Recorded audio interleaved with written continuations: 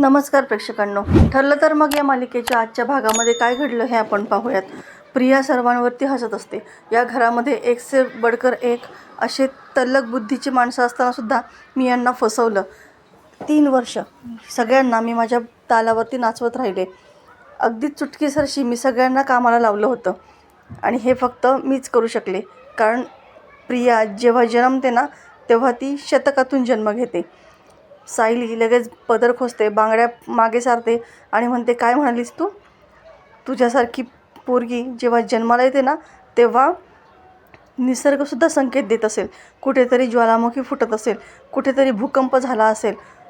निसर्ग संकेत देत असेल की तुझ्यासारखी मुलगी जन्माला आलेली आहे आणि ती ज्या ज्या घरामध्ये जाईल ना त्या त्या ठिकाणी ती फक्त सर्वनाशच करणार आहे. आणि काय गं, काय म्हणालीस तू? या सगळ्यांना तू फसवलंस. अगं, या सगळ्यांनी इतकं प्रेम दिलं तुला. आपल्याला ही नाती माहिती तरी होती का? मधुभाऊंच्या आश्रमामध्ये बहीण भाऊ ही सगळी नाती नव्हती, पण इथं या कुटुंबामध्ये आल्यानंतर आपल्याला ही नाती मिळाली आणि तू काय केलंस? यांचा विश्वासघात केलास. आता सायली हे सगळं बोलताना सणासण तिच्या कानामागे मारत असते आणि सगळ्यांना या सगळ्याचा काहीही पश्चाताप नसतो. सायली तिला म्हणू लागते, अगं तुला काहीतरी लाज वाटायला हवी होती. जेवढं झालं ना तेवढं ठीक होतं, पण आता तरी तू यांची माफी मागितली असतीस ना तरीसुद्धा या सगळ्यांनी तुला माफ केलं असतं. तुला काय पाहिजे होतं गं? प्रॉपर्टीज पाहिजे होती ना? एकदा सांगायचं होतं. या सगळ्यांना आपलंसं करायचं होतं. हवी तेवढी सगळी प्रॉपर्टी यांनी तुझ्यावरती उधळली असती. आता सायली प्रचंड रागामध्ये असते. ती चक्क पायानेच तिला मारू लागते आणि सगळ्यांच्या अश्रूचा हा मी घेतलेला बदला आहे असं सांगते. आईंच्या डोळ्यातील प्रत्येक अश्रू त्यांच्या विश्वासाचा हा सगळा बदला आहे. माझ्या नवऱ्याला तू जेलमध्ये पाठवलंस ना, त्यांच्या डोळ्यामध्ये आलेल्या प्रत्येक अश्रूच्या थेंबाचा हा बदला आहे असं ती तिला सांगत असते आणि जोरजोरामध्ये मारत असते. आता शेवटी प्रिया इतकी हतबल होते आणि सर्वांना विनंती करू लागते, अहो सांगा हिला कोणीतरी, ही मारून टाकेल मला. असं का मारते ती मला? सोड सायली मला. पण सायली कोणाचंही ऐकत नाही आणि सणासण तिच्या कानामागे ओढू लागते. तिचे हाल अतिशय बेकार झालेले असतात. सायली म्हणते, इतके दिवस तू माझ्या घरच्यांना जो त्रास दिला आहे ना तो आता मी इथून पुढे होऊ देणार नाही. फक्त रविराज काकांची आणि प्रतिमा त्यांची तू मुलगी आहेस म्हणून मी तुला इथपर्यंत सहन केलं, पण आता नाही. ज्या क्षणी आम्हाला कळालं ना की तू त्यांची मुलगी नाही आहेस त्या क्षणी मी तुला घराबाहेर काढणार होते, पण आता ती वेळ आलेली आहे. आता मी स्वतः तुला या घराबाहेर काढणार. तुझी जागा या घरात नाही तर घराबाहेरच्या चिखलामध्ये आहे. ती चक्क तिला बाहेर घेऊन येते. महिपत, नागराज त्यांनासुद्धा पोलीस बाहेर घेऊन आलेले असतात आणि सायली चक्क रस्त्यावरती प्रियाला फेकून देते. सगळेजण तमाशा बघत असतात. सायली म्हणते, पुन्हा जर माझ्या घरच्यांच्या वाट्याला गेलीस, त्यांच्याकडे नजर वर करून जरी पाहिलीस, आमच्या आयुष्यात येण्याचा प्रयत्न केलास ना तर याद राख, तुझी अशी अवस्था करेल की तू रोज विचार करशील की मी जन्माला तरी का आले. आता सायली पोलिसांना तिला घेऊन जायला सांगते. पोलीस तिला उचलतात आणि तिथून घेऊन जातात.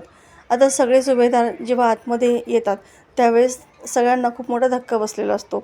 तन्वीसोबतचे प्रत्येक क्षण त्यांना आठवू लागतात. अश्विनलासुद्धा तिने कसं त्याला घोळात घेतलं होतं, किती प्रेमाने ती वागत होती हे सगळं त्याला आठवतं. कल्पना, प्रताप दोघेही खूप शॉकमध्ये असतात.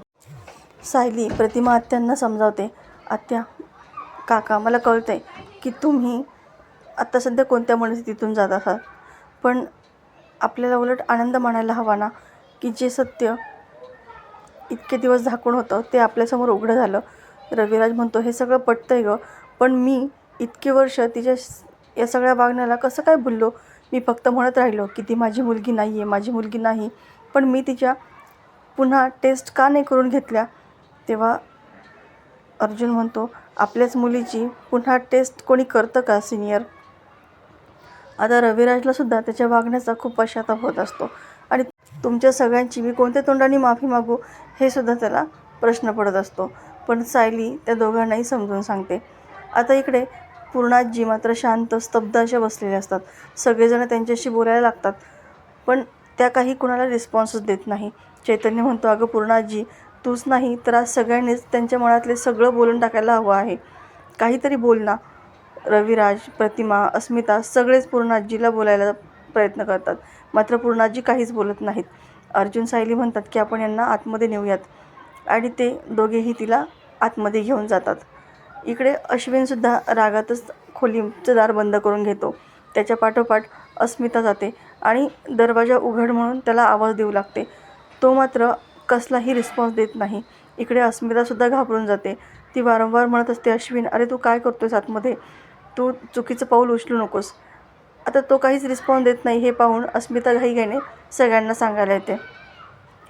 सगळ्यांना खूपच आश्चर्याचा धक्का बसतो.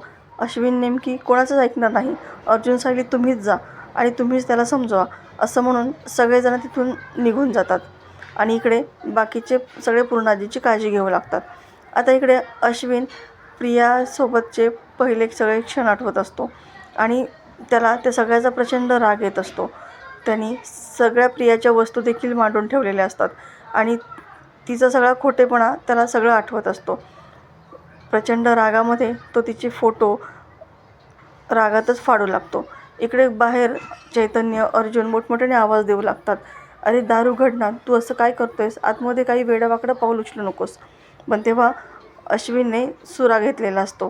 तितक्यात अर्जुन आणि चैतन्य ठरवतात की दरवाजा उघडायचा आणि मग ते जोरातच दरवाजा उघडतात.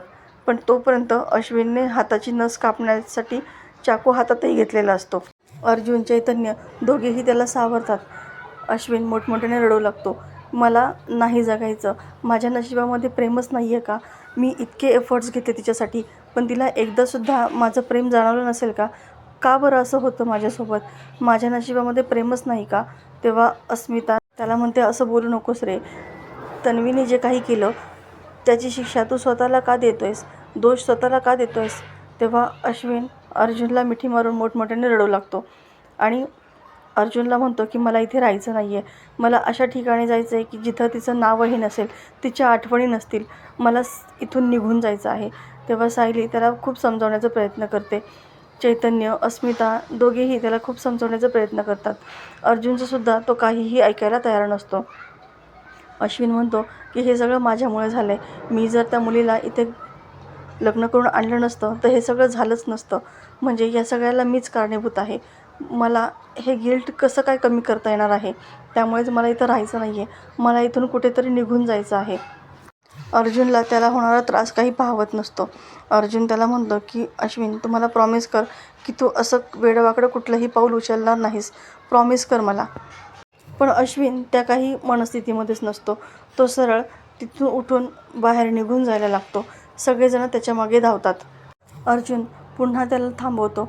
तो हॉलमध्येच खाली बसून रडत असतो.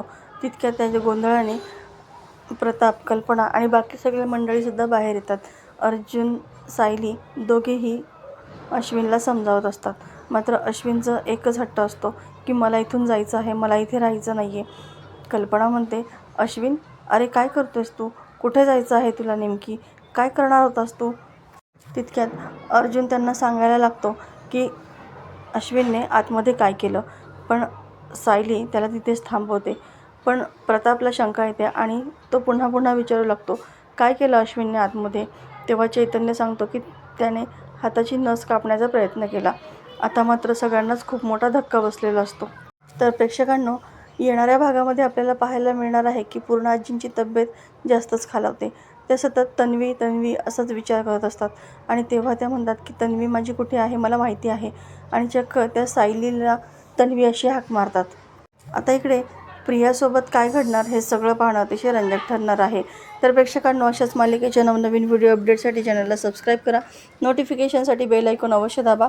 व्हिडिओ पाहिल्याबद्दल धन्यवाद.